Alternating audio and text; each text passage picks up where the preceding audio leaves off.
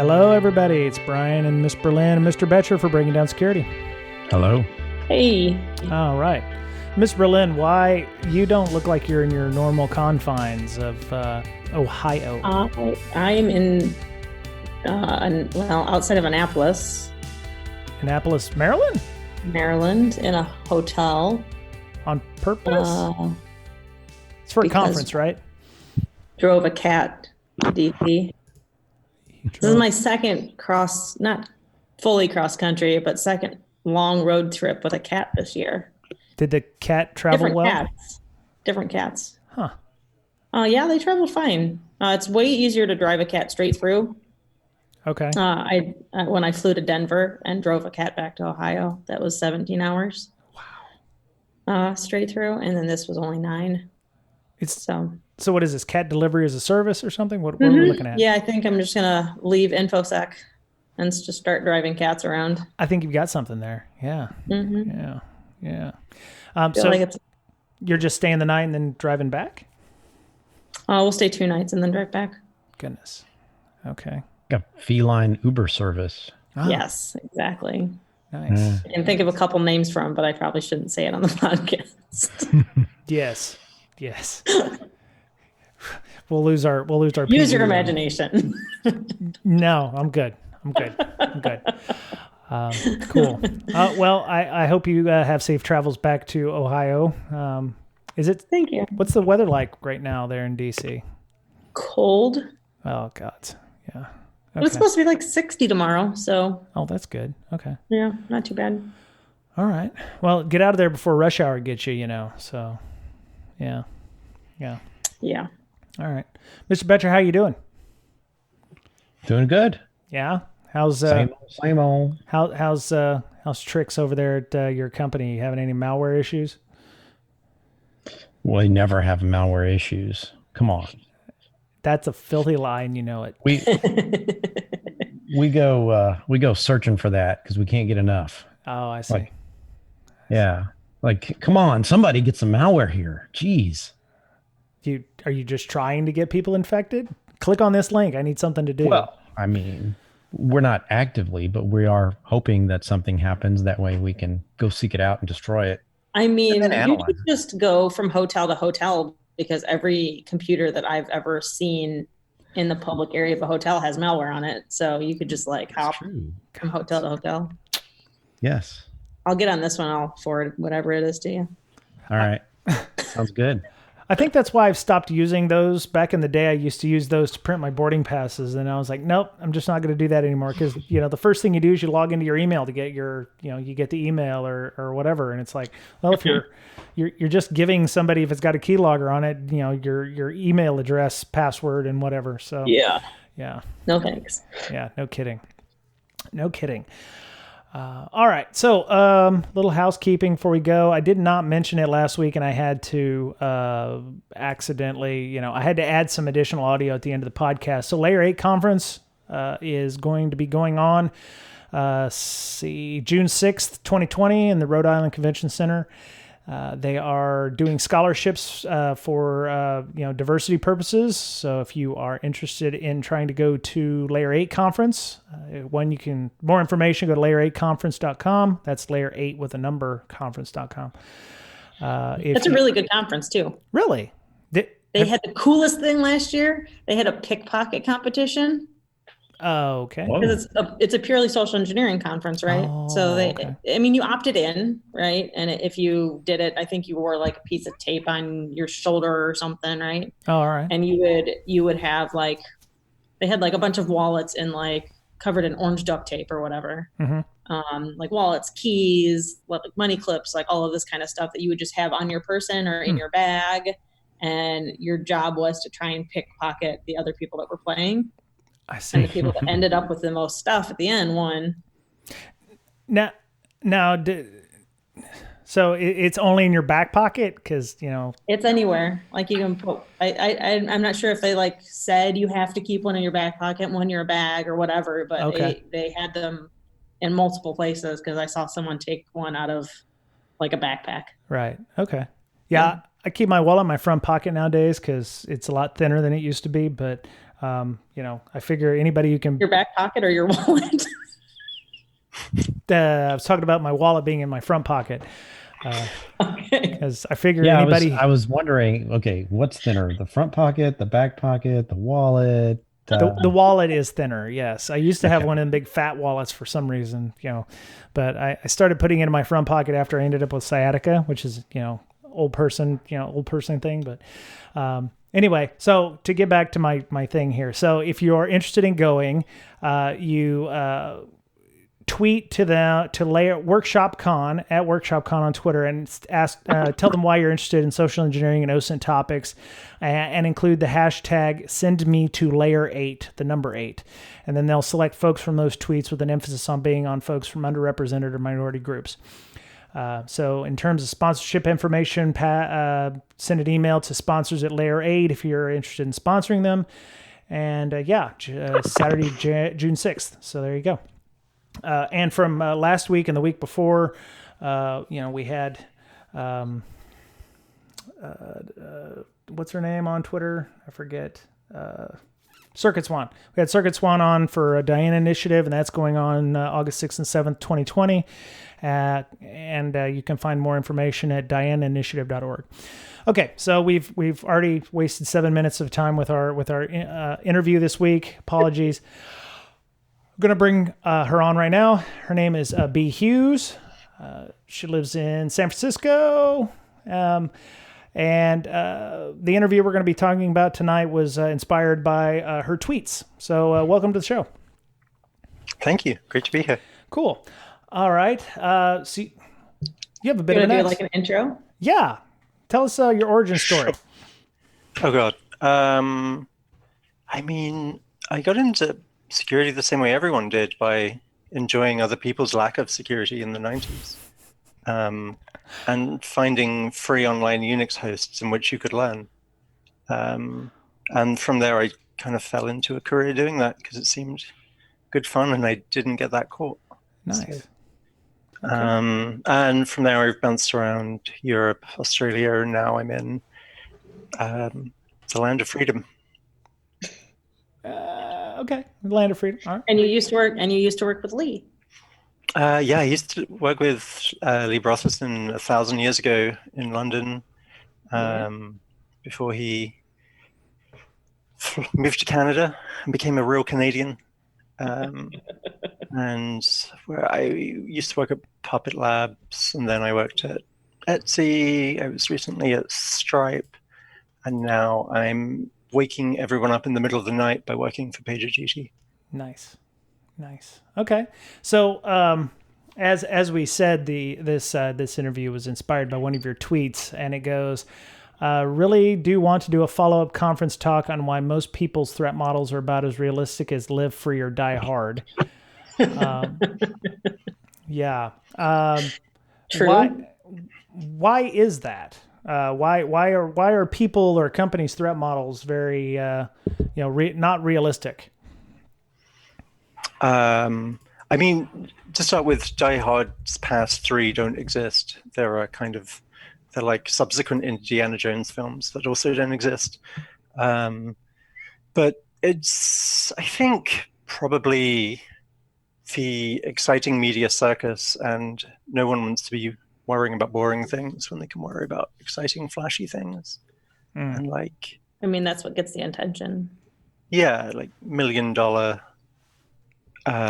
0 day in your iPhone is much more exciting than I haven't patched my CentOS machine in 3 years. Certainly one is more likely to be on the stage at Black Hat, despite the fact one of them is a lot more relevant to the attendees at Black Hat. A good patching talk, thrilling though that would probably be very useful at Black Hat, but you're never going to see that because where's the media hype in that? Nobody wants to listen to that. I used to go on Reddit and people would be like, oh, here's my uptime on my Linux box. And they would show like 5 years. And being a security guy, all I would think about is that means you haven't patched your kernel at least in 5 years. So you have a 5-year-old vulnerable, kernel exploit on your box or what have you. It used to be a badge of honor on your uptime on Linux, but all it means is you haven't patched your shit in forever. So yeah, shell shock anybody? Yeah, exactly, or heartbleed or what have you. So I mean, shell shock's old enough that even slashed-up people were around when it was written. Right. Mm-hmm. Right. Is Slashdot still a thing? Sadly, yes, and it's got worse, and I'm sure many people have visited there and are like, no, it's fine. But yeah, my friend recently pointed me at a posting there in reference to them or someone else leaving GitHub, and the comments were caustic, I believe, as being overly polite. So that was eye-opening that angry Perl writing sysadmins still exist on the internet. FARC was something that I also was involved with back in the day as well. Yeah. FARC.com, yeah. I forgot about that. Yeah. So what are credible threats in a normal workplace? Does it depend on the industry you work in, or is it the people themselves that are still the problem? I'd say like people are obviously the problem, but if you work in a place without people, then your business is not going to do great. And they're pretty key to the modern business. From what I've heard, people are the most problem for everything. Yeah. Yeah, like animals tend not to be a security problem. Right. Predominantly cats not included. I don't know. There's a lot of squirrels causing outages of electrical outages plants. are fine, but I wouldn't call it. Yeah, like they can annoy network admins all they want, but it's like squirrels with O-Day is not a worry in my threat model. I mean, maybe I'm wrong, and Monday's going to be really embarrassing. But I'll take that risk. I mean, for some people, like the NSA is a valid person to have in your threat model. I'm not a US citizen, so the NSA features in my threat model as they can spy on everything I do, and I have no say in that matter. They are allowed to by law. I can't vote to get rid of them. So do they feature in my day-to-day threat model? Not especially, because they're slightly well-funded. There's definitely more of them. They definitely have more research and more capabilities. So like finding out who actually is in your threat model is like pretty key, I think, to doing a security. Like at Stripe, quite a finance-based company, so anyone who wants money for free is like a fairly valid. And like some nation states in that North Korea has made a habit of hitting like the SWIFT networks and going after Bitcoin exchanges, which is like kicking a puppy when it's already down and dead, and has been heavily sedated. But it's still a way to make money. So like some nation states could theoretically be in the threat model. When I was at Etsy, we weren't that worried about nation states because we mostly protected things made out of yarn. And I don't know how good the NSA is at knitting and needlecraft, but I imagine they can probably just hire for that rather than having to defraud customers.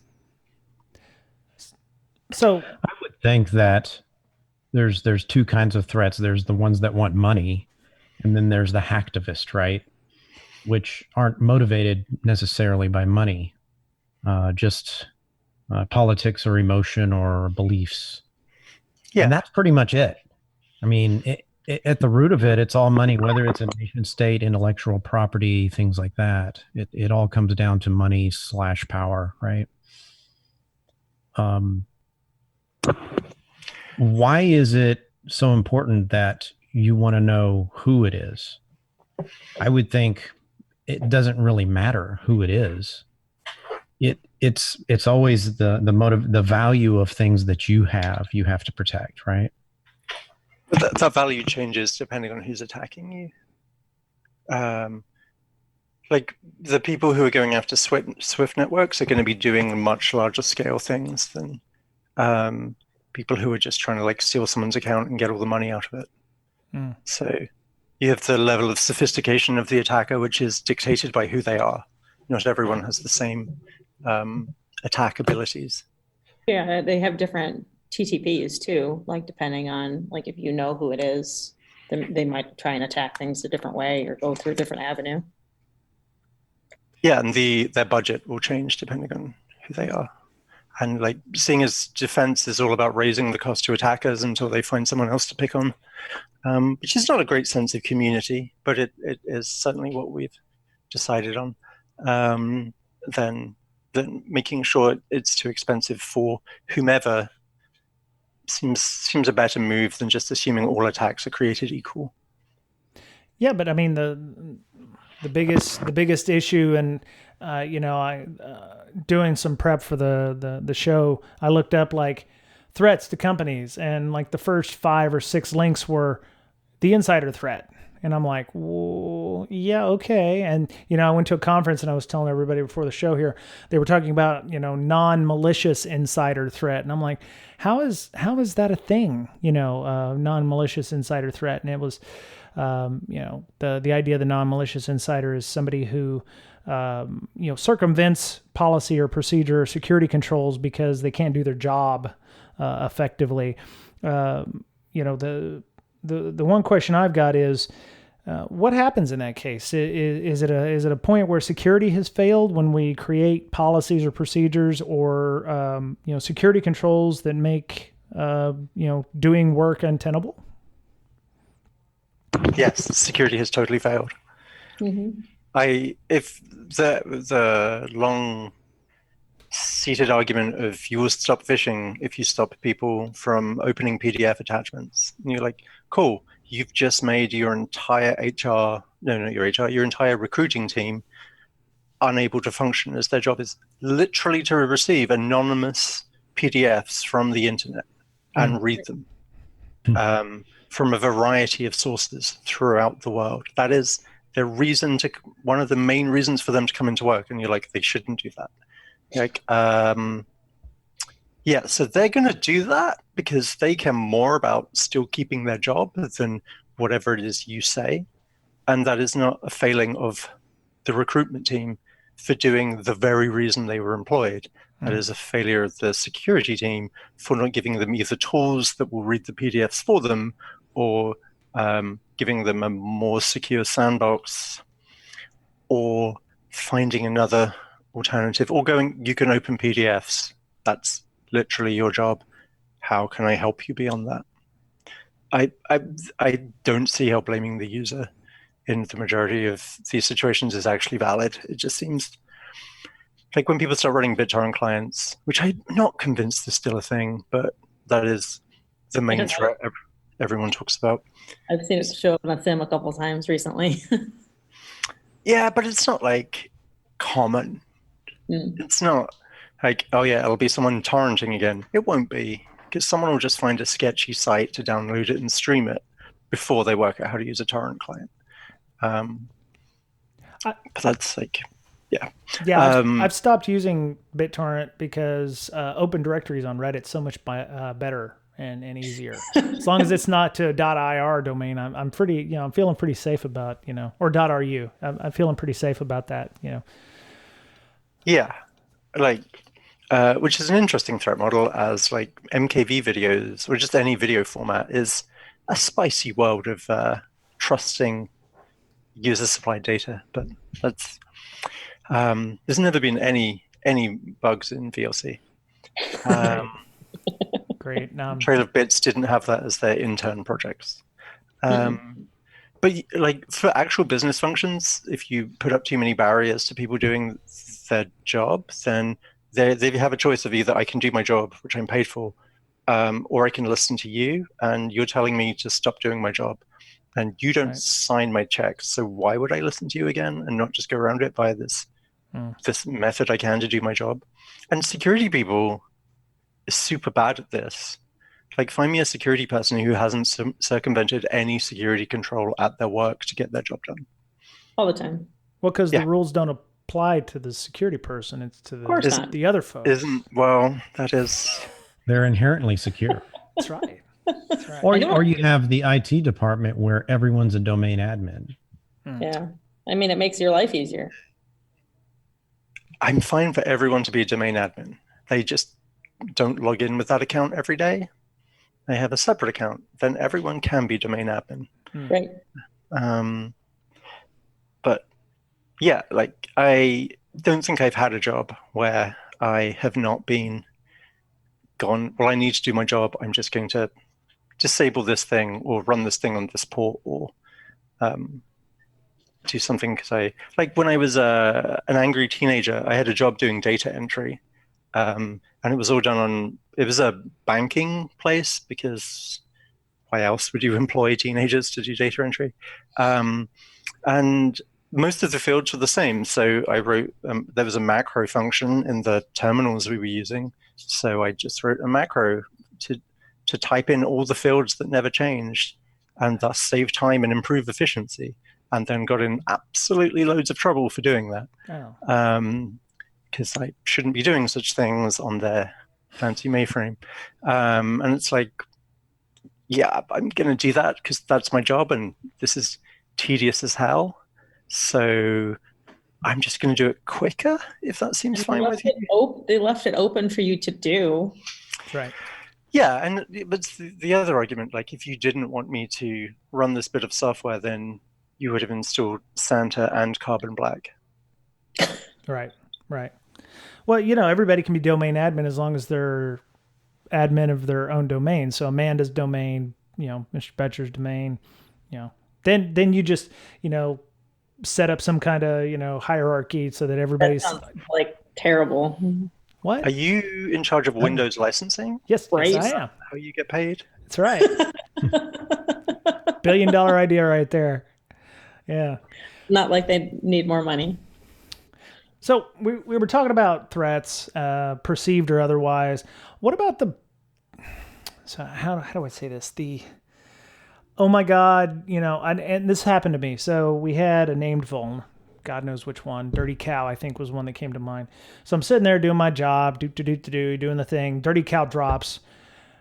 I have to drop everything to explain to senior leadership that it's not a problem because it doesn't affect us, or this is not a problem because of X. Do we have a problem with communication, or is the media to blame for perceived threats that become like, the SPECTRE and the MELTDOWNs, where everybody was talking all about those things and they didn't, you can't patch them. So, I've got the CISO or the CIO of my company and they're like, well, we need to fix this now. And I'm like, well, some IT or IS guy is like, well, there's nothing to patch. It's pretty theoretical. The only reason it's kind of a big deal is because it's got a fancy name and, dark reading mentioned it. So how do we get around, or how do we better communicate to our senior level folks that, it's a theoretical issue. There's no working exploit for it yet, quote unquote.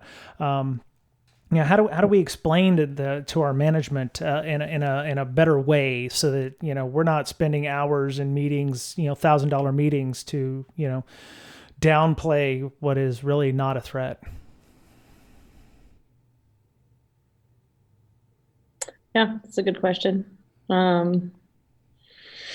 don't know. I've not been able to successfully get it across to some people because they don't want to hear it. They're going to end up trusting dark reading over the people that they're paying for their professional opinion. Yeah. I think. Really goes back to the whole. Well, if he's a consultant, then he knows things, but the employees, they're, don't really listen to them. Oh my God! Right?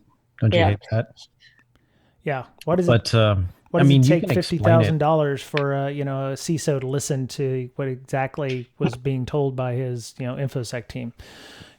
Assuming the consultant costs that much. So, yeah. More often than not, I found it's the security team worrying about these things more than the whatever level. Definitely, I have gone on information that's like, this is a critical vulnerability, and then hours, days, months, weeks later going, yeah, that wasn't, I should just stop trusting this source for all of their scary, the sky is falling releases, because you can only do that so many times. Right. I personally did that too many times, I would say, when I was at Etsy, so I apologize to all my co-workers then. But, you know, I will say other things, but that won't help. So yeah, I've not had management panicking at me going, there's a security hole. Far from it in my experience. Depends on their appetite for patching, right, as well. So if you get a feel for, God, these guys can patch, you know, in a day or two, all of their servers, then telling them, hey, we have a critical one, it needs to be patched, kind of goes over a lot easier than, oh, my Linux box has been up for 1,000 days. That's awesome. Right. So B, you've obviously worked in a unicorn type environment where your CISO, your C levels, and your upper management don't freak out when, you know, the latest name vulnerability comes out, or are we just, you know, not lucky enough to live in the real world? Because I don't know. Mr. Betcher and I have worked together at another place where, you know, that happened at least more than once that I remember. So, did you just have your management trained better than ours? I don't know that you can train management.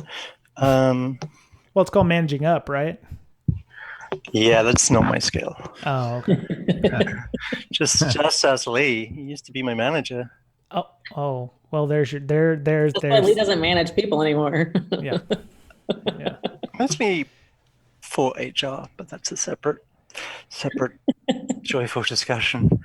I guess it depends how hands-off your management is, but I don't know. Generally, try and work places where people trust you to do your job.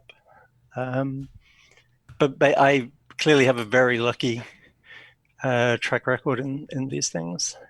And those are some pretty big companies, so I don't even know if that kind of stuff would hit their desks, right?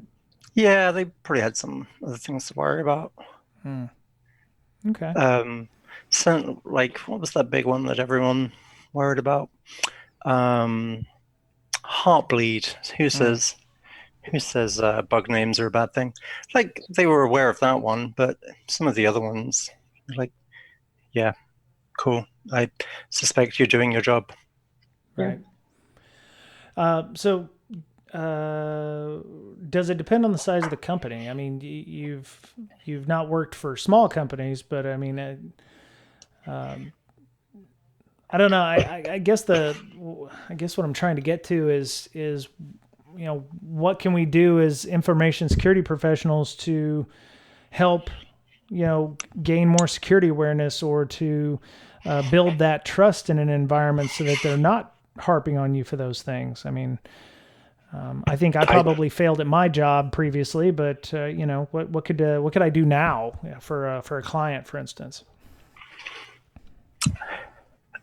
I mean, it would be nice sometimes to have that kind of, like, hey, I've heard this thing because I am aware of the security is this bad, rather than like, I assume you kids are fine. So I don't know. I've only really spent the last 10 years at startups, so I am lucky in that regard. Grossly exploited, but lucky. So right.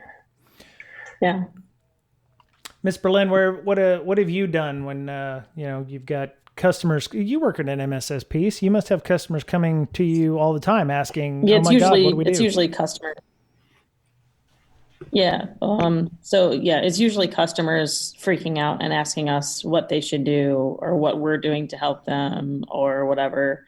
Our standard go-to has always just been to write them a blog post and send it to them that really just regurgitates everything else anybody in the industry has been saying, because for some reason they want to hear it from us. So with like, if there's any kind of vulnerability that requires an update, it's basically like, this is the update. This is like the short version of what you should do. This is the long technical version of what you should do. And here are all the links of more information if you want to hear it from like the people that actually found out about it. But yeah, a lot of times if they're freaking out, they just want to know if they're justified or not. You know, sometimes it's like like a Cisco vulnerability or something, like, oh, you're running all Palo Alto, so you don't really have to worry about it. That's more of a simple one, but yeah, same idea.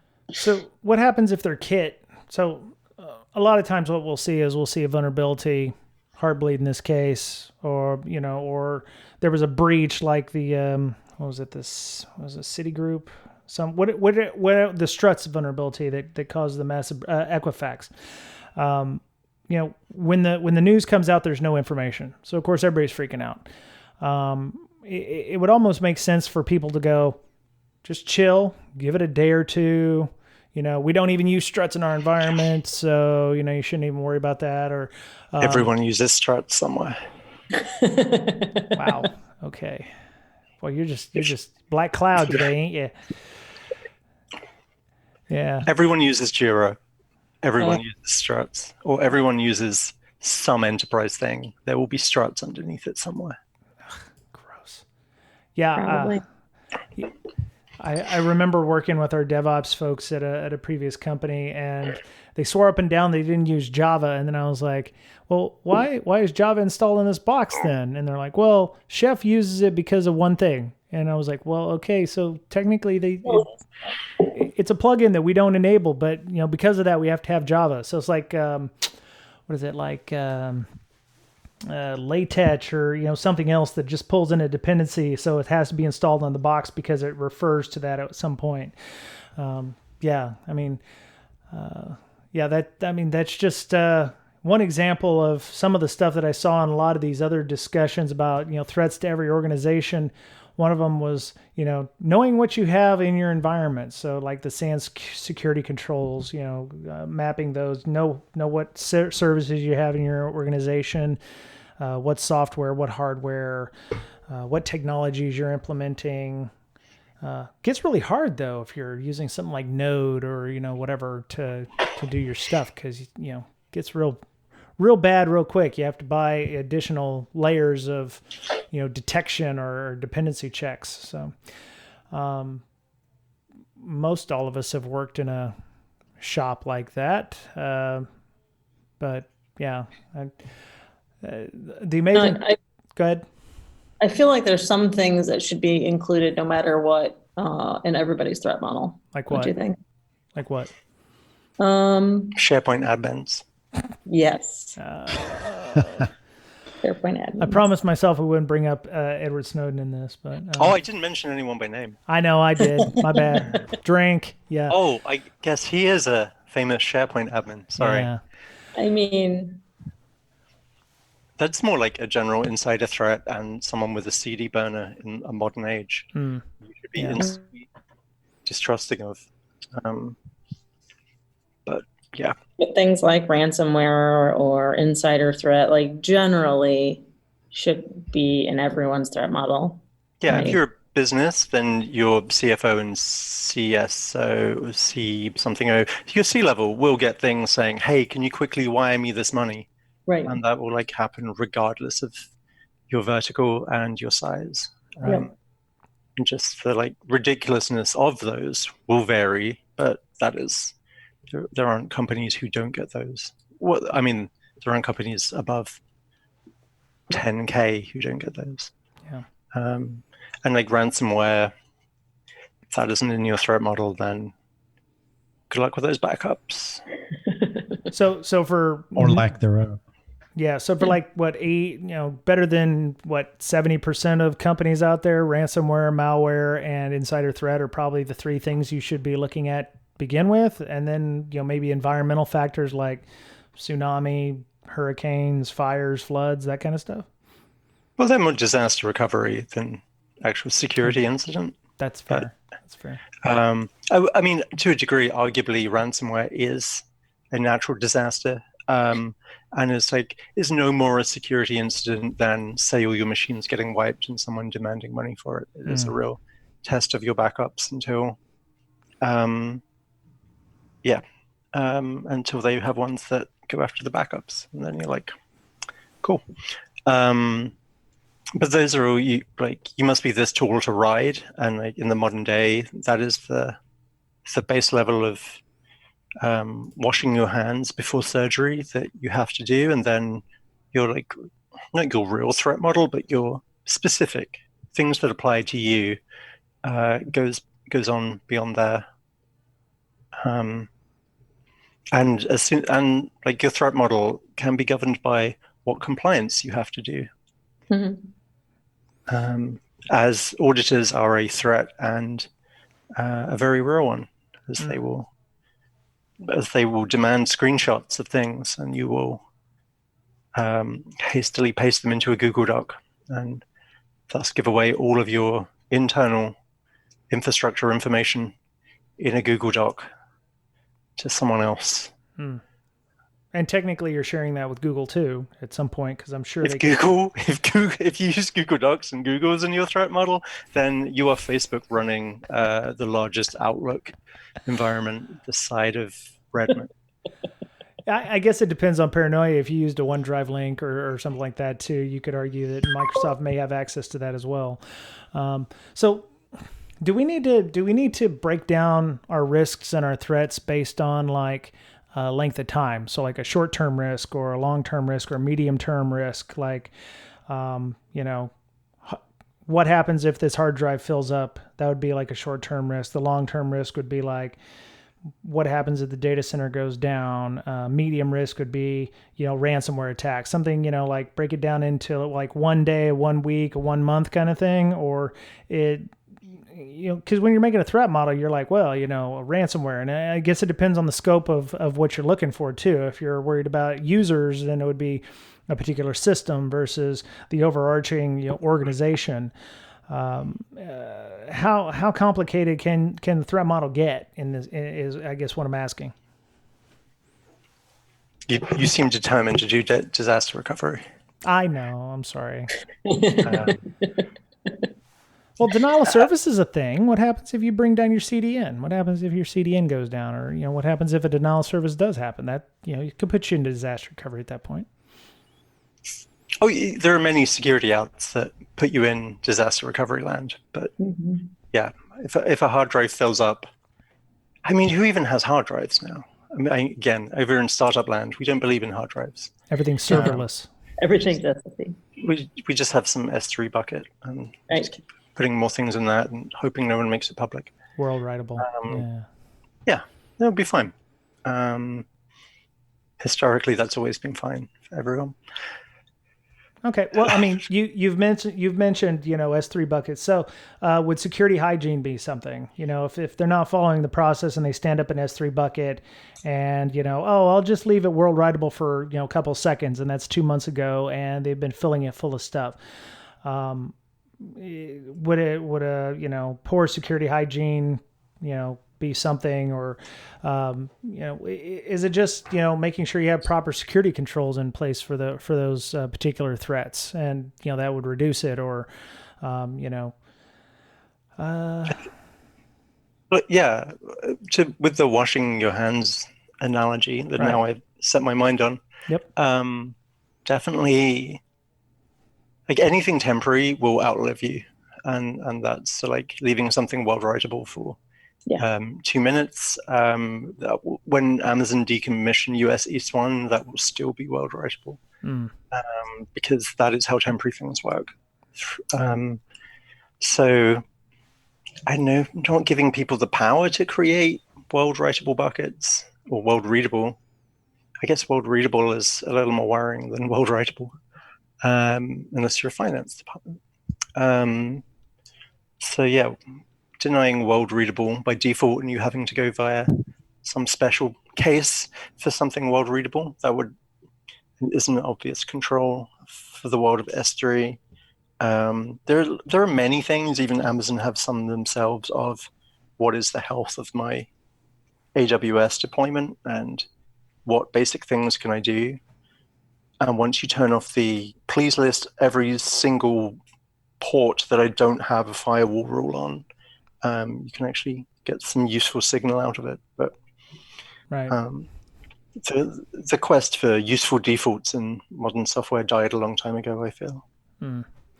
Yeah, I know Google and Amazon both, they're starting to look at third parties or configurations with, a bit more of an acerbic attitude. It's like, well, the S3 bucket was open. Why didn't Amazon, fix that or do whatever? And Amazon's just like, it works as planned. S3 buckets, be S3 bucketing, that kind of thing.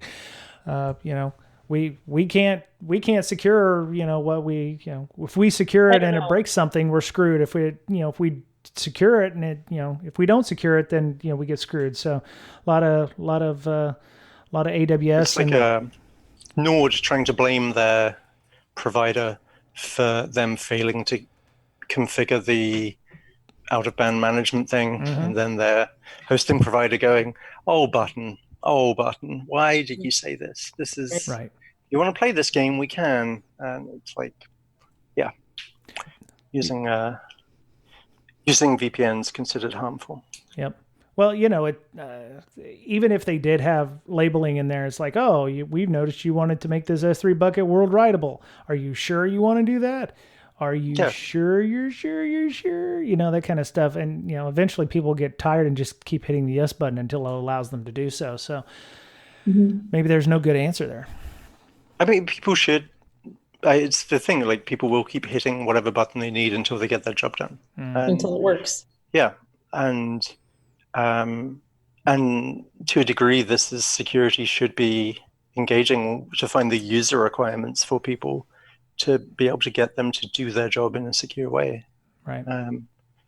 And if you turn off enough buttons so that they can't make world readable buckets, and they're out there having to make their own AWS account on their own credit card so they can farm this data off, it's like at that point they are somewhat negligible. Right. You have gone off the beaten path here. Right. But up until that point, I firmly blame security for not being more accommodating.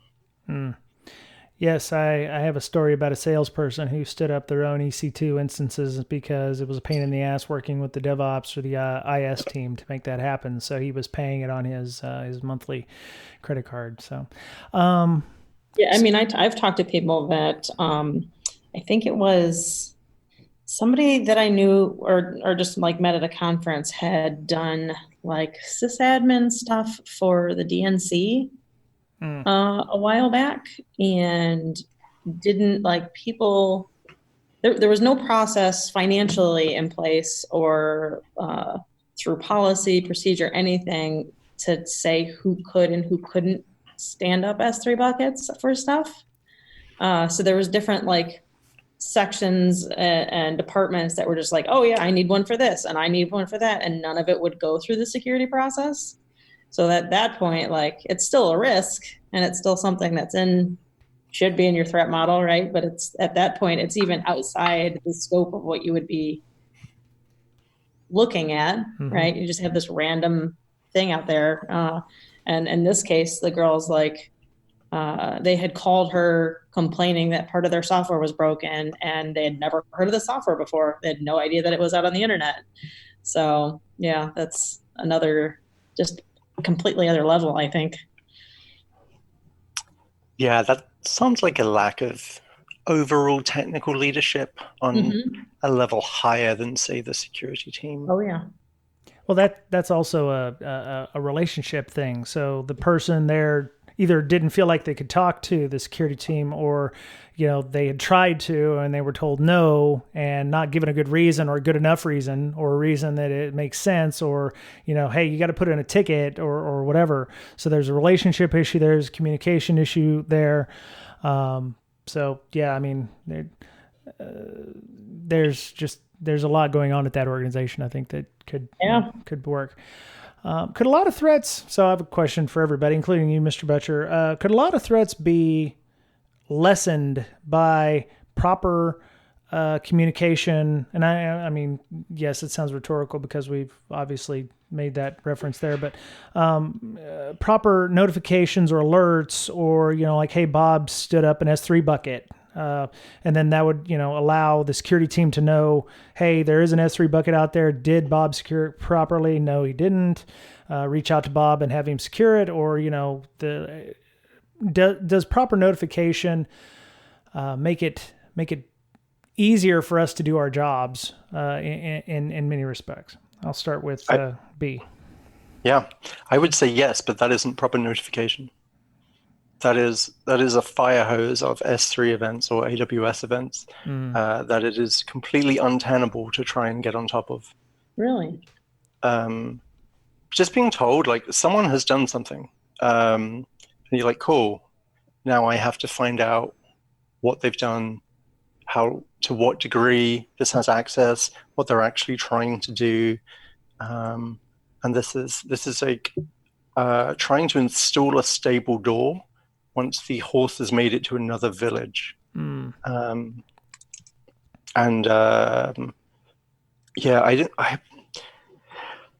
the dismay of everyone at RSA, I don't think more alerts are going to fix things. I think fewer alerts are going to fix things, because who doesn't have too many alerts?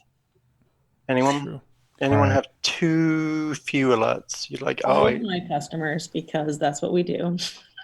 Yeah, but like, wouldn't it be nice if rather than have like 1,000 alerts, you had 100 stronger signal alerts? And I don't think someone has made an S3 bucket is where that should be happening. Right. Yeah, no, that's fair.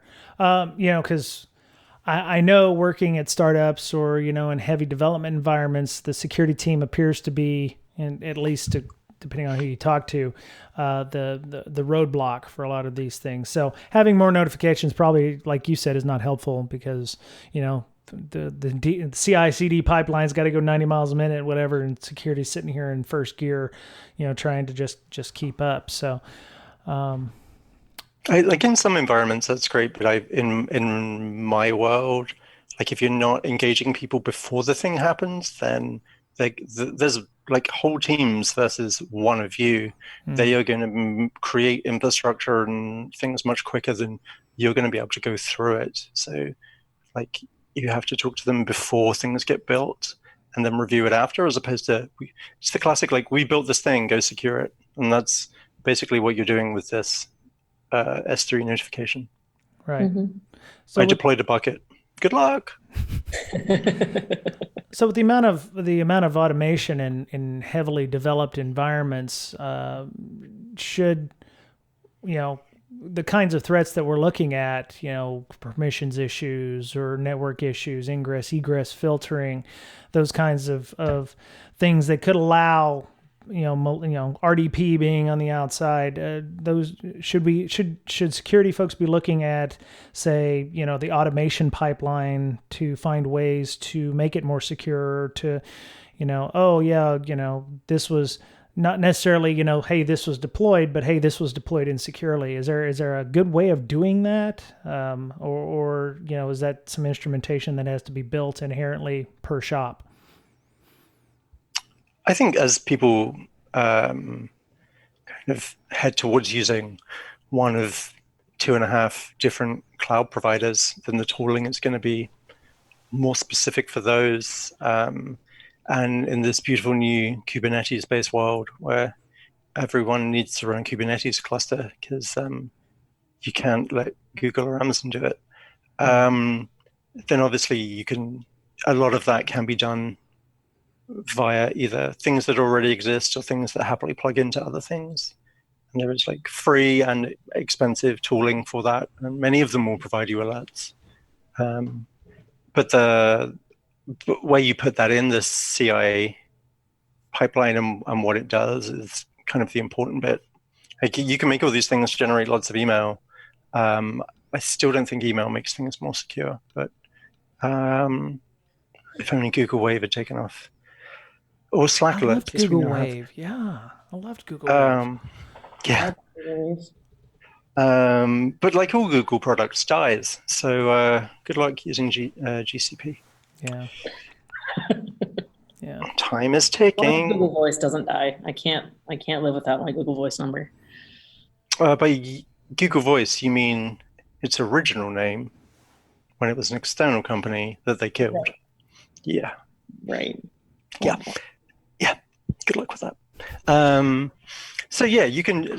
The more you can automate this, the more you can move at the speed of the teams that are using automation. The more you have to sit there and do manual review, then the further behind you get. And asking, like, is me sitting here reviewing 10 different like Docker images in Vi versus building something that can automatically review them as they come in? Like, sure, like 10, let's have a bigger number. Like 15, 20 years ago, you'd be writing that in Perl going, what on earth's Docker? But whereas now, the scale at which things move, I will have a tool that does this because there's no way I can do it otherwise. Back when you used to have physical hardware, it was much easier to have a handle on your infrastructure because it moved much slower. Now, right. Uptime on machines is measured in hours in some places. Yep. Yeah, because you don't patch the containers or images or Docker images, you blow them away and just put new stuff in. Yeah, if you're running ImageMagick, you don't keep that instance around for like more than a few requests because it's running ImageMagick. So yeah, there's no bragging about kernel uptime on those hosts. Yeah, exactly. Well, we kind of got off on a DevOps thread, but I'm cool with that because I've been doing my contact hours for PMP stuff, and some of the discussion is about agile development and how things work in an agile environment. And as a security guy, the first thing I'm thinking is, okay, the important person in this is like the PM, because if you can get to the PM, you can control some of the workflow either through with the Kanban boards or whatever. Adding a user story of we need to add this product enhancement or what have you. Am I wrong in that, coming from a guy who's trying to get his PMP or whatever for agile development? Who are the people in a DevOps environment that information security people should be banging on to try to get changes to implementation or whatever included?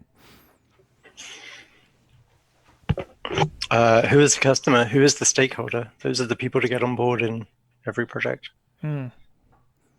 It's like not a super helpful answer, but no, those were some of the questions that came up during that, and I was like, yeah, okay. Yeah. But the stakeholder is somebody I don't see. It's like guy who visits the website kind of thing. Who obviously expects us to be secure, but maybe there's a secondary stakeholder inside the company being someone else. But yeah, no. But yeah, the stakeholders in that are the customer is. Your customer is the team bringing this to you. The customer of the end product is the person on the website, but the stakeholders are the team bringing it, the team whose infrastructure it runs on, your team. Like, if it's going to run suddenly thousands of AWS instances, then the finance team would be a legitimate stakeholder in that.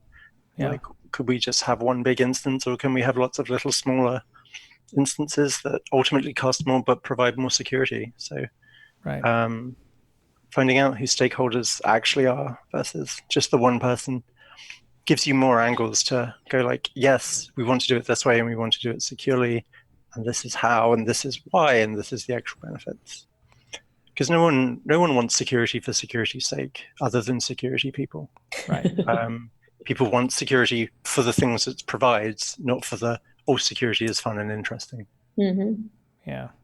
Well, I mean, as long as we can, show the developers and everything that we're trying to not hinder them, are they more likely to help out, or are we going to have to,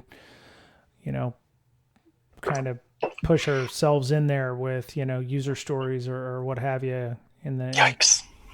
What's that? What's yikes? As much enablement as you can bring to the table. X is for user stories. As someone who once heard about Scrum, I am forced to speak in really disjointed sentences because I want to appeal to someone who writes user stories. It just doesn't make sense to me, but I'm glad that we're slowly moving away from that in the world. What is the new hotness if it's not user stories? I mean, we're almost living in a post-Kanban world, but excuse my bad Japanese. Yeah, I don't know. If you're not bringing it to people in the, come on, brain, you can do this. In the how can you make it work for them? Then they're just going to build it anyway. Okay, that's fair. I mean, and also if they're not listening to you, then I hear the job market's quite good right now. And don't work at a place where people aren't going to listen to you. And I realize not everyone has that privilege, but if you're at a place where everyone is hostile towards you and you don't think you can fix that security relationship, then it's okay to not stay in that and go and find work elsewhere. And also know that you can't win every security fight. There may be times where you have to go, the business has decided a thing, and we may not love that thing. The other teams would not love it about the same amount if we did the thing we want. So we may have to concede this round. And by doing that more gracefully, we maybe can call this back in later for something else we deem more important, or we can focus on this in a different time when we have different resources. But trying to win every single security fight in a company will not. Okay. Wow. Okay. Well, I think I don't have any more questions. Mr. Betcher, Ms. Berlin, do you have anything? Nope. That was really awesome. We hit everything. Right on. B, how would people find you? Are you going to be speaking anywhere in the near future, or what social media outlets do you tend to hang out on that people could pick your brain a little bit more about all these things? It's mostly Orkut now. Oh no, another dead Google project. I'm on TikTok all now. I just oh got my god, it's so good. Now all the young people are leaving. Then I'm on I know. I told my daughter that I was on TikTok. She's like, oh "My God, Dad, it's so dead now." And I'm like, "All right, fine." Just delete See, TikTok is a great example of threat models, and everyone's like going, "It's China owned," and they're using it for facial recognition. I'm like, "Yep." Yeah. But so is everyone else training their facial recognition. The entire internet. Yeah, and you're like, yep, everyone is training everything with people's faces on for facial recognition. And I imagine American companies are just downloading all of TikTok as well. Yeah, it has an API and using it for, drumroll, maybe facial recognition. So yeah, just like assuming China or Russia is bad at everything because of, I mean, some of them have history, but like, calm down. There are funny dog videos on there and adorable cats. Yep. Yeah. If your threat model stops you from having adorable cats, I don't know what to tell you. That's right. I mostly make a fool of myself on Twitter with a really annoying to type name, but I'm sure it is very annoying to type. Yeah, I often forget it and have to cut and paste it. So I'm glad. I'm glad I made that a number of years ago. Yeah, I was sitting here and I was like, I don't understand what that means. And then I was like, oh, be jamming. Okay, we be jamming. Right on. Yeah. It's there's a long story. It's not a very good story. I'm mostly on Twitter, coming up with terrible opinions about things and occasionally being proved right and wrong. Right on. Yeah. So there's links in the show notes to some of her tweets here. B jamming, JAMMING, BEAJAMMINGH. Silent H. I have nothing but regret. No, it's okay. You can always change it later if you wanted to. I've already changed it once. Oh, okay. Yeah. Anyway, yeah, okay. Right on. So are you going to be speaking anywhere? I'm not, sadly. I have not spoken anywhere in a while because B-Sides Toronto doesn't happen every week. ShmooCon's CFP doesn't close until tomorrow night. Oh, you got time then. So you have an entire day to put in. Yeah, if you need some British wit for your conference, please get in touch. I'm just going to put your name on my CFP. Oh, if you need me to do someone else's, I will do anyone's talk blind if there are vague presenter notes. I will happily do that. Well, they already have Who's slide. Service I offer. Yeah. With hilarious results. Awesome. Okay. Well, Circle City Con's CFP is still going on too. If you want to go to Indianapolis in June, I think is when it is. Who doesn't want to go to Indianapolis in June? Well, I'm going. I've never been, so. I think that's the key point in wanting to go to Indianapolis in June. Oh, well. I've never been to Indianapolis. I'm sure it's lovely. Well, I always like to go to one convention or conference that is at least 2 time zones away from me in the East Coast direction. So I went to DerbyCon for 5 years and, it's gone. So, Circle City Con or 614 Con or whatever, GurCon, one of those, So I still have to take 2 flights because I can't get a direct flight from Seattle to Indianapolis. So it's all good. Get a direct flight from anywhere to Indianapolis. That's true. You got to go through like Dallas or have to. There has to be somewhere. Mm-hmm. This is a Dijkstra's algorithm problem, I feel. But anyway. Yep. Traveling salesman kind of stuff. Yeah. Mr. Betcher, you are the lead developer of an application that sends people alerts, don't they?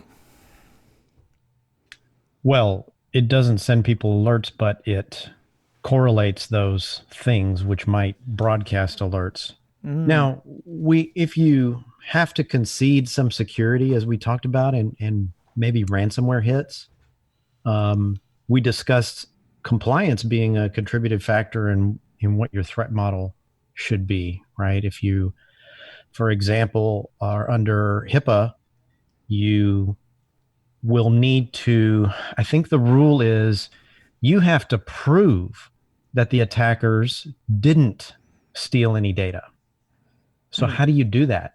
What if you didn't set anything up? Well, thankfully, all Windows 10 boxes have something called the System Resource Utilization Monitor. Mm-hmm. And so LogMD will read that and tell you exactly which binaries either received or sent data, which is pretty handy. And it's on there for 90 days by default. Nice. Maybe it's 60 days by default. But anyway, that's a good place to start, especially if you didn't have the proper logging to begin with and, correlate all your data to a centralized location, things like that. Right. So yeah, that's one thing we built into LogMD that'll help you out. Right on. And people wanted to discuss LogMD or, logging and, IR and forensics in general. How would they find you? Well, you can catch me on Twitter. I have my DMs open. So just, send me a text at BetcherPwned, BOETTCHERPWNED. Right on. Ms. Berlin, tell me about Hackers Health. We don't have anything for a while. What? Actually, I know that I'm using December and January as my Amanda needs to get her shit together months. Oh, because I'm very, very far behind in lots of things. So yeah, we're not doing anything until February. We'll be at the social engineering conference that SE Village is putting on in Orlando. Okay.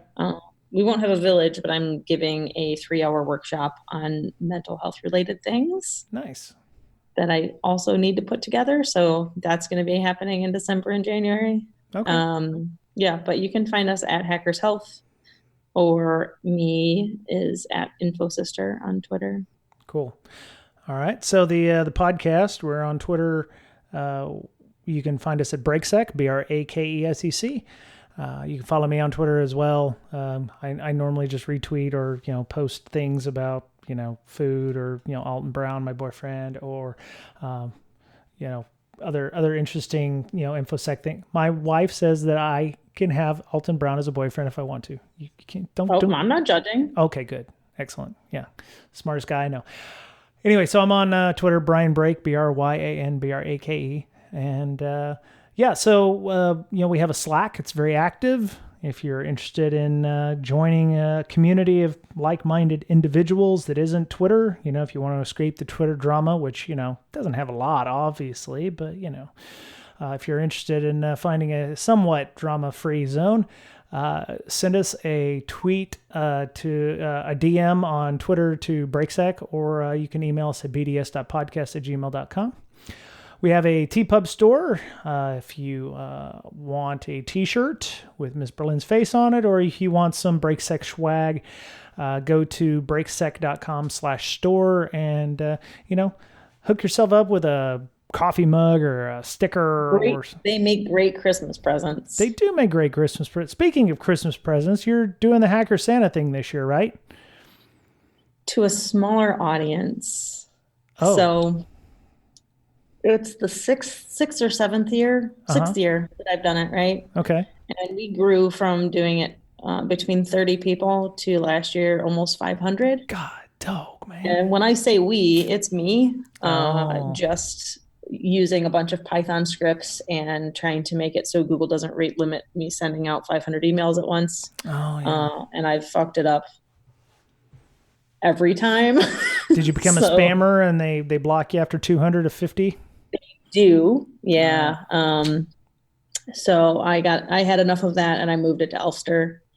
And then next year, I'm working with somebody and I just ran out of time creating like a custom software. Okay. Because we wanted to do like cool hacker things where we could like GPG sign things and do a bunch of cool stuff. So it's only to like 150 people this year. So I didn't really open it up to the public or anything. Yeah, that's all right. Okay. I was going to ask if you wanted to put a link in the show notes, but yeah, we're not going to do that apparently then. So no, I already matched everybody. Oh, really? It's already done. Okay. Yeah, I already matched everybody. So next year I might open it up again. We had a lot of people not send gifts last year. Oh, that's not right. Really irritates me because I don't know, like there's nothing I can hold against them. Like, with Reddit or whatever, they have their Secret Santa thing and they can like ban your account or do whatever, right? If you don't send your gift. Right. What am I going to do? Dox them? Like I just release their, release their home address. I feel like that's a dick move. So yeah, I'm not going to do that. Fine. All right. Whatever. Yeah, no, I completely understand. There's no impetus for somebody to sign up and then not do that. So yeah, that sucks. Yeah. The other thing is hard because InfoSec people don't normally the good ones apparently don't divulge a lot of information. And last year I had a hell of a time figuring out a Secret Santa gift for mine. And thankfully I, figured out something to send her. And I got a cool, Where's Spock, thing, like a Where's Waldo kind of book. I'm still trying to find Spock in a couple of those pages, but okay. Well, sorry if you didn't get to do the Secret Santa this year. We'll try again next year. Victim. I'll open it more to next year when I don't have to be. Yeah.